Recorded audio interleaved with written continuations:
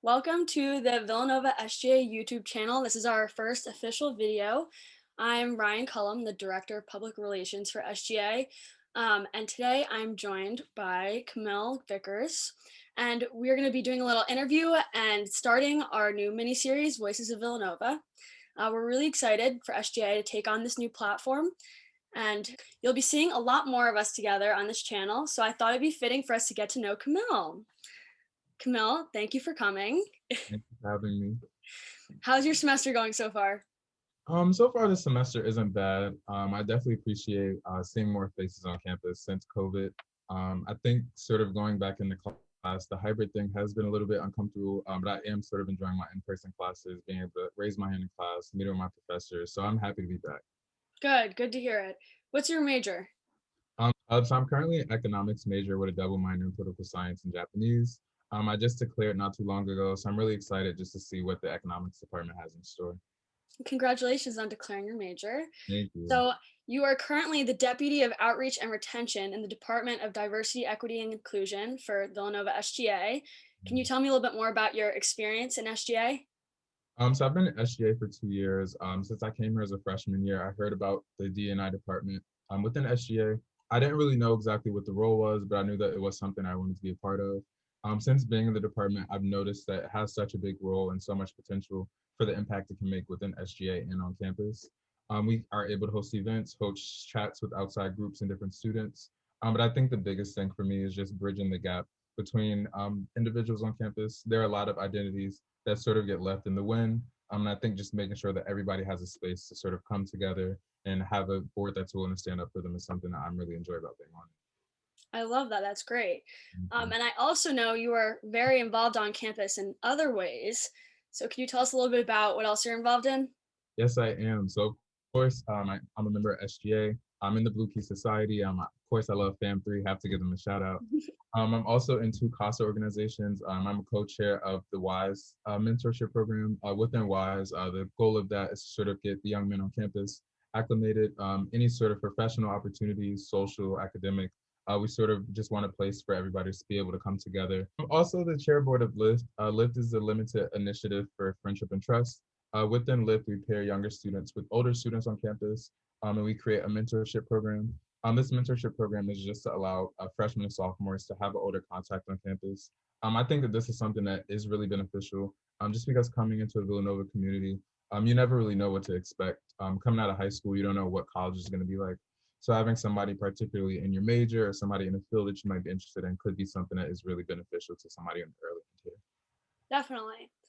So, Camille, why did you choose Villanova? I truly chose Villanova just from the first time I stepped on campus. I sort of felt that community aspect. I know that that's one word that sort of gets thrown around here a lot, but it's something that truly impacted my decision. When I started my college process, I do have to be honest, Villanova was not a school that I was highly considering. It wasn't my top five, but it wasn't really where I wanted to be. It wasn't until we actually came for Early Action Candidates Day, and Blue Key sort of did all the great stuff. I put on a great show for the day. And I got back in the car and I told my parents, I'm like, this is the place for me. I sort of noticed being on campus, nobody really told you about community. Nobody preached it. It just sort of was a feeling that I got. Even from hearing about the learning communities, hearing about the networking and alumni opportunities, I just knew that this was something I wanted to be a part of. And I just think that Villanova has truly followed through. So I'm thankful that it's a decision I'm making. I'm happy to still be here. We're very thankful to have you as Thank well. you. Okay, so we are both from New Jersey, and we both went to high school in New Jersey. But you were the captain of the football team, the president of your student government association, and the treasurer of your high school's chapter of the National Honor Society. So, what motivated you to be this involved in high school? I think what motivated me to truly get involved so much was just getting involved in things that sort of mattered to me. I think within any organization or any club that you get in, you should be in something that has an impact on you. I knew by being the president of Student Government Association, I would be able to sort of make bylaws and create things within my school to change the community. When I was running for president, the one thing that my sort of slogan was sort of going in and changing the labels of the school. I wanted to bridge the gap between students and administration. And I think that was one thing that I really did well within my presidency. Being the treasurer and the captain of the football team, those are things that happen to come along with just some involvement. Football was a sport that I loved in high school. For 4 years, I was on the varsity team. And I think stepping into that leadership role was something that I really did enjoy. It taught me a lot about myself coming into being a leader. And I think I still take a lot of those lessons with me today. And I think just being an overall model for people within my school. I have a younger brother, so I think a lot of the things that I do now are is because I know younger people are looking up to me, and you always want to set the best model possible because you never know what they can grow up to be. You mentioned your community. Can you please tell me a little bit more about Newark and how that impacted who you are today? Being from North has had an immense impact on my experience. I think first it gave me a mental toughness just coming into the world. I think being from Newark allowed me to see sort of the challenges and the things that life can throw at you. Newark, of course, a lot of you know is a low income area. And I think that that has really made me appreciate all the opportunities that come my way. Being from Newark also allowed me to bring a different perspective to my Villanova community. It's great. Um, so you're only a sophomore, but this past summer you worked as a legal intern for the National Alliance for Public Charter Schools. What was that like? I really did enjoy my time with the as a legal intern for the National Alliance for Public Charter Schools. That was a virtual opportunity I had last summer. Within that role, a lot of sort of what I did was a lot of work towards the CARES Act and sort of the CARES relief funding for charter schools. Being within that role showed me a lot about how my purpose can help people. I think having an internship of that degree at such a young age has really tailored my focus of the type of work I like to do. I think moving forward, I know that any sort of work I like to do, I want to have an impact. And I think on any range of community, in this case, I was able to make an impact on school leaders of color. And I think that that's something I'm truly thankful for. So, how do you have time to accomplish so much? Time is something I feel like I find myself sort of like running up against pretty often. I think although I do have like a running list and a long list of things I'm involved in, I think like everybody, I do have my days where I'm extremely tired. I do get winded out. But I think just remembering my end goal is the biggest thing for me. Always knowing that there is a bigger purpose. Although that mental lethargy or like that mental toughness, it may get you down in that minute. But I think just keeping myself motivated and knowing that I do have a higher purpose and that I'm sort of on a track to sort of impact others. That's sort of the thing that keeps me together. Knowing that my end goal, I can eventually reach back, help my community, help other people. That's just something I try to sort of always remind myself of. And outside of that, I do try to stay mildly organized. I have started using a Google Calendar. I think coming into this age, a lot of people are like, you need something, a Google Calendar, you need a tracker or something. Trackers don't work for me. Planners personally aren't my favorite thing. But the Google Calendar has been very successful. I've been using Google Calendar too this semester. Um, so, Adult, these are adulting things. We all have to do them. um, what is an area of Villanova you would like to see grow in regards to DE and I? In regards to DNI, I think Villanova has started the work, but I do think, like everybody sees, that there is more work that we can do. I think one big thing that I've noticed about Villanova is our support for the international student body here. I think last year during COVID really identified the disparities of an international student from a student who doesn't identify as an international student here on campus. Sort of when we got sent home from COVID, I know a lot of people heard the stories about international students who were not stranded, but they were left at Villanova with limited resources, not the best sort of care. I think that's one thing that Villanova sort of needs to gut check ourselves on. I think no matter what, no matter who the person is, you need to have a level of support for everybody that you bring onto the campus. I think that's just one area that I would like to see overall across the board. The same level of support for all the individuals that we bring in. I think allowing students into your university is a great idea. Of course, it's something that we love to do, but if they're not able to actually succeed while they're here and enjoy their experience, then you're not really doing them a due justice.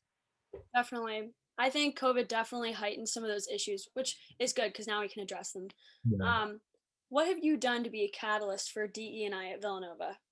In regards to being a catalyst for D&I Villanova, I think what I do is one, I just try to share my experience. I think having conversations with people, hearing others' experiences is something that I like to do.